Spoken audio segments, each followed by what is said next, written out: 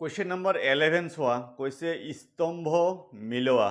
স্তম্ভ 1 আৰু স্তম্ভ 2 মানে মিলাব দিছে যেনেকৈ তোমালোকে আগতে পঢ়ি আহিছিলে ক অংশৰ লগত খ অংশ মিলোৱা এনেকুৱা ধৰণৰ অংক এইটো পিটো দিয়া আছে মৌলিক নাইবা যৌগিক কোনোটোৱে নোহোৱা সংখ্যাটো হ'ল এইটো তোমালোকৰ 4 নম্বৰটো হ'ব মানে 1 যে লিখা আছে এইটো হ'ব তোমালোকৰ 4 নম্বৰত যেটো দিয়া আছে 4 নম্বৰত কিমান দিয়া আছে এইটো 4 নম্বৰ মানে যেটো সিৰিয়াল দিয়া আছে 4 নম্বৰটো হ'ব 1 এনসাৰ মানে তাৰ পিছত তোমালোকৰ কিউত কি কৈছে একমাত্ৰ যুগ্ম মৌলিক সংখ্যাটো হ'ল এটো 3 নম্বৰত যেটো দিয়া আছে 2 হ'ব এটো 2 ঠিক আছে তাৰ পিছত আৰত কি কৈছে চোৱা আৰত কৈছে তোমালোকৰ 12 15 আৰু 21 গসাউ হ'ব এটো আমি ওলাই চাও কিমান হয় তোমালোকৰ 12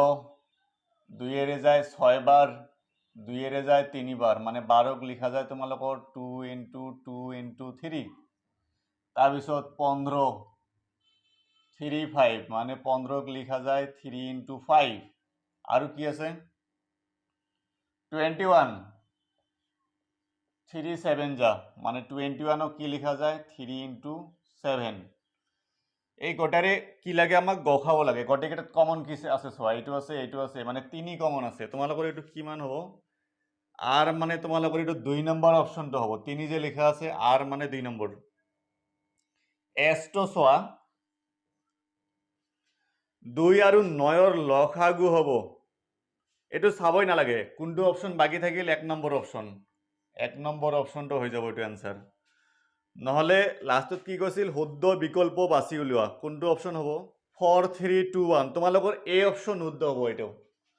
তোমালোকৰ এটো आंसर হৈ যাব এ অপশন ঠিক আছে এ অপশন শুদ্ধ আছে এটো 12 নম্বৰত কি কৈছে চোৱা উক্তি পিত কৈছে দুটা ক্ৰমিক স্বাভাৱিক সংখ্যাৰ গসাউ 1 কথাটো হয় নে নহয় ক্ৰমিক স্বাভাৱিক সংখ্যা জানা নাই 1 2 3 এনেকে গৈ থাকিব ক্ৰমিক মানে যিকোনো দুটা সিৰিয়াল সৰা মই 2 আৰু 3 ধৰিছো 2 আৰু 3 ৰ গসাউ কিমান হ'ব 2 ৰ উৎপাদক কি হ'ব 1 আৰু 2 তোমালোকৰ 3 ৰ উৎপাদক কি হ'ব তোমালোকৰ 1 3 এই দুটাৰ গসাউ কিমান হ'ব 1 হ'ব গতিকে তোমালোকৰ পি উক্তিটো শুদ্ধ আছে উক্তি কিউত কৈছিল দুটা সহমৌলিক সংখ্যাৰ গসাউ 1 এইটো শুদ্ধ হয় তোমালোকৰ পি উক্তিটিও শুদ্ধ হয় তোমালোকৰ কিউ উক্তিও শুদ্ধ হয় গতিকে তোমালোকৰ অপশন কোনটো হ'ব এইটো পি আৰু কিউ দুয়োটাই শুদ্ধ তোমালোকৰ এইটো সি অপশন কাৰেক্ট হ'ব ঠিক আছে 12 নম্বৰৰ সি आंसर হৈ যাব তোমালোকৰ 13 নম্বৰত পি আৰু কিউৰ মান দিয়া আছে কৈছে পি আৰু কিউৰ এলসিএম কিমান হ'ব মানে লখা উলিয়াব দিছে তোমালোকৰ পিৰ মান দিয়া আছে এ বি স্কয়াৰ আৰু তোমালোকৰ কিউৰ মান দিয়া আছে এ স্কয়াৰ বি কৈছে এলসিএম কিমান হ'ব এতিয়া চোৱা এটো এনেকে লিখা যায় a * b স্কয়াৰ মানে কি b * b তাৰ পিছত a স্কয়াৰ মানে লিখা যায় a * b এতিয়া চোৱা মই তোমালোকক পঢ়াইছিলো ধৰা এনেকুৱা আছে 2 * 2 * 3 আছে আৰু এটাত আছে 2 * 2 * 3 3 আছে চোৱা আৰু এটা 2 আছে এনেকুৱা আছে ধৰা এই দুইটাৰ পৰা তোমালোকে কেনেকে লৈছিলে ইয়াতে দুইটা 2 আছে ইয়াতে তিনটা 2 আছে কোনটো লব লাগিছিল মানে যত তিনটা 2 আছে 2 কিউবটো লব লাগে ঠিক আছে তাৰ পিছত ইয়াতে এটা 3 আছে ইয়াতে দুটা 3 আছে কোনটা লব লাগিব যত বেছি আছে 3 স্কয়ারটো লব লাগিব বুজি পাইছা ঠিক একেদৰে ইয়াতে এটা এ আছে ইয়াতে কেইটা এ আছে দুটা এ আছে আমি কোনটো লম যত বেছি এ আছে মানে এ স্কয়ারটো লম তাৰ পিছত ইয়াতে এটা বি ইয়াতে দুটা বি আমি কোনটো লম যত বি বেছি আছে মানে বি স্কয়ার এটো কেনেকে লিখা যায় এ স্কয়ার বি স্কয়ার তোমালোকৰ এটো आंसर হৈ যাব অপশন কত আছে চোৱা তোমালোকৰ এটো आंसर বি অপশনত আছে ঠিক আছে অপশন বি এটো শুদ্ধ হ'ব বি অপশন শুদ্ধ এটো তোমালোকৰ 13 নম্বৰটো তোমালোকৰ 14 নম্বৰত কিছুমান সংখ্যা দিয়া আছে কৈছে এই সংখ্যা কেইটাৰ তোমালোকে যদি মৌলিক উৎপাদক বিশ্লেষণ কৰা মানে মৌলিক উৎপাদক তোমালোকে যদি ওলোৱা মানে কিমানটাকে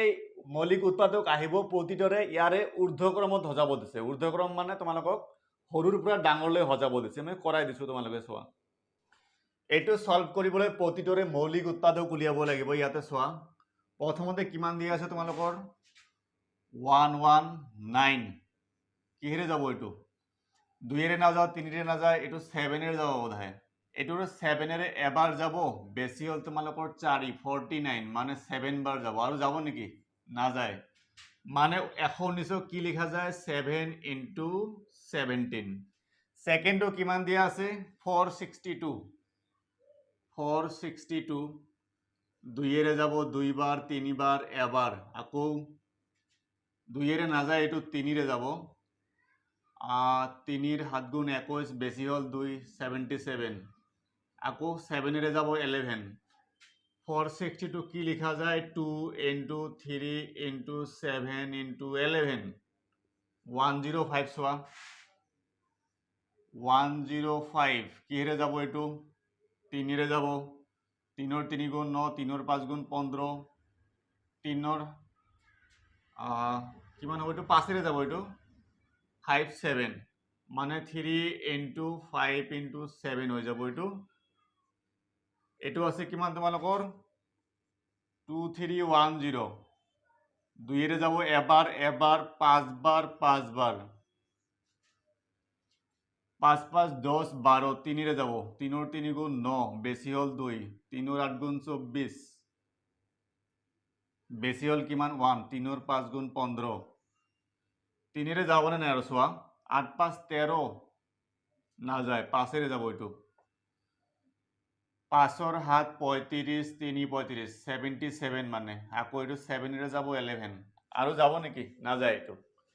এইটো কি হ'ব 2 into 3 into 5 into 7 into 11 এতিয়া তোমালোকক কৈছে ইয়াৰে কোনটোৰ কিমানটা মৌলিক উৎপাদক পাইছা সেই হিচাপত ঊৰ্ধ্বক্ৰমত লিখা মানে সৰুৰ পৰা ডাঙৰলৈ লিখা আটাইতকৈ সৰু কাৰ আছে পি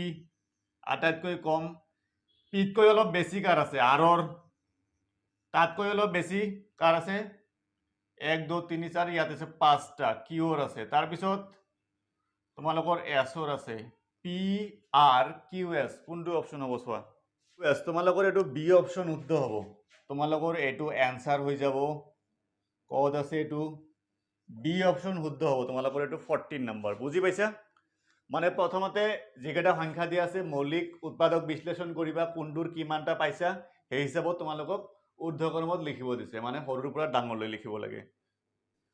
কোৱেশ্চন নম্বৰ 15 চোৱা কি কৈছে উক্তি এ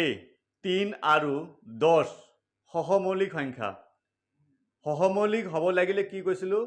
দুইটাৰ মানে সাধাৰণ উৎপাদক কি হ'ব লাগিব 1 হ'ব লাগিব এতিয়া চোৱা আমি এইটো প্ৰুফ কৰি চাও হয়নে নহয়